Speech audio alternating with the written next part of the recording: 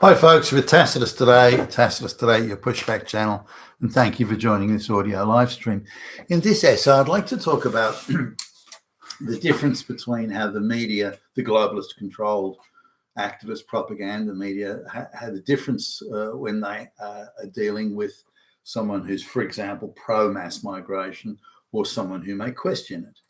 Now, also the difference in behaviour of those on either side of this, if I can call it a debate. The mass migration is being enforced and imposed on us in the West without our consent, and there hasn't been a whole lot of debate over it.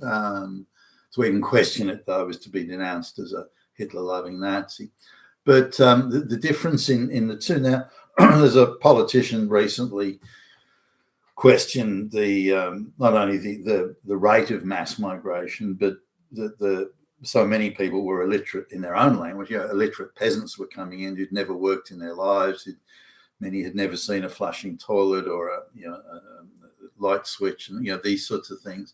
And to bring these people in en masse, and then unsurprisingly wonder why they're just not integrating, and why the welfare cost of dealing with these people is through the roof. So, some of the other things the politician mentioned is even people that have been in the West for 20 years can barely speak a word of English.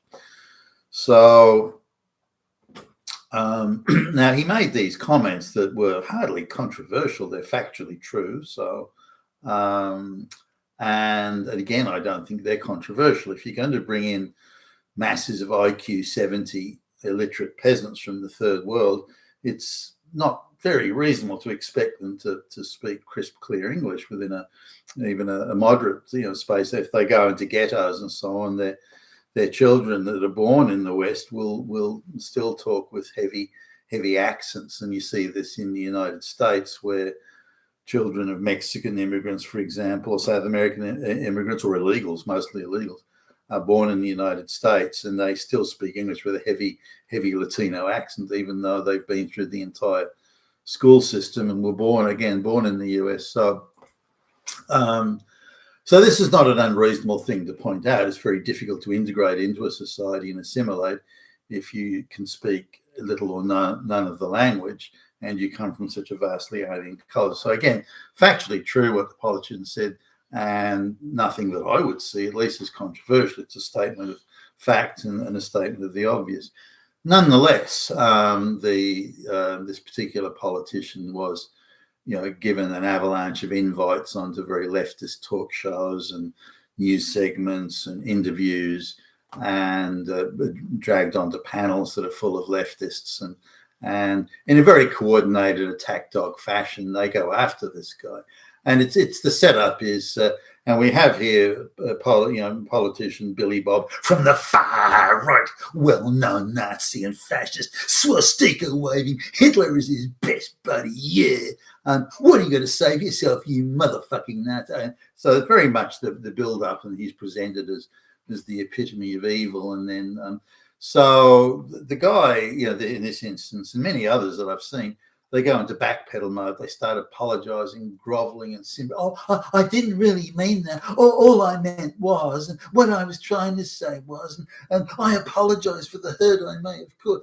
Now, there's no such thing on the other side, when they can run around and call everyone Nazi, fascist, Hitler-loving, da-da-da, you're this, you're that, you're just nothing but a murdering, swastika-waving fascist. They can say whatever they like, and they don't have to apologise for that. Their attack dog, righteous indignation, make up stories, fantasize all sorts of things into existence, fact-free assertions. They're allowed to do that and get away with it. In fact, they'll be applauded for it. I'd rather live next to 100, illegal aliens than live next door to a fascist. Yeah, the whole place erupts into applause. But if the reverse is, I don't want to live next to, illiterate third world peasants who are violent and who are looting the treasury and, raping my daughter and da-da-da-da. And it's, oh, you fucking Nazi, you swastika waving fucking Nazi. So they're treated and viewed very differently. Now, the audiences in these talk shows are stacked. The other members of the so-called debate panel are stacked. The the so-called moderator is heavily leaning on one side and not the other, and is constantly harassing and interjecting on the guy who says that these third world illiterate IQ 70 peasants aren't integrating. So, but why do all these people, when they get dragged in, why do they end up apologizing and simpering, and you can see they're desperately trying to backpedal and get out of the why do they do that? Why isn't it the people who are running around calling everyone a fascist, Nazi, swastika, Hitler, why aren't they the ones that are having to apologize?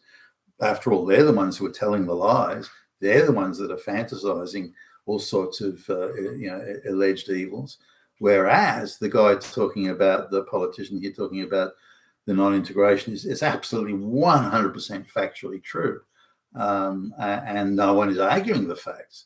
No one's saying that's not true. All those people speak, top quality English. What are you saying, you lying fuck? No, that's not it. They're saying he's morally bereft. How dare you point that out? How dare you do it, you fucking Nazi?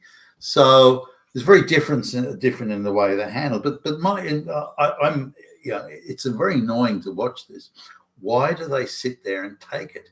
Why aren't they saying, well, hold on a minute, are you saying it's okay for white people to be eradicated? That makes you the racist. That makes you the Nazi. That makes you the fascist.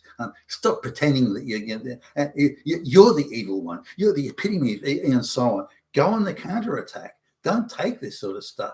Remember that they're attacking you from a fantasized moral position. The facts are all on your side. So there's no need to roll over and beg and apologize. So let's say you're talking to a couple of alleged journalists who are just activists, they're not journalists. I think you need to tell your viewers, Shashi, that in fact you hate white people. You absolutely hate white people, and the only reason you and your family have come here is to loot the treasury of the white. That's all you hear. You hate white people. That's all. Your whole career is built around the hatred of white people. And I think it's time that you fessed up to your viewers, and you're just a political activist and an evil, venal racist. That's what and that's the response you need, or some sort of approximation of that. Don't backpedal and apologize and grovel. Give them a taste of their medicine. That's how they talk to you. They're constantly got far right, Hitler, Nazi, swastika. That's all they do. So go back at them and say, no, you're the fascist. You are the racist.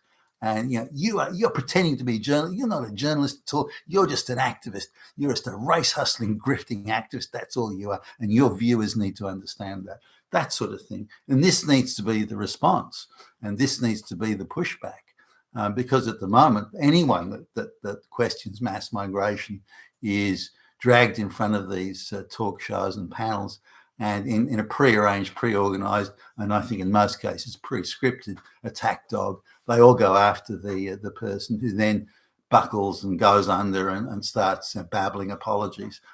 You've got to stop doing it. You've been a Tacitus today at your pushback channel. Thank you for listening.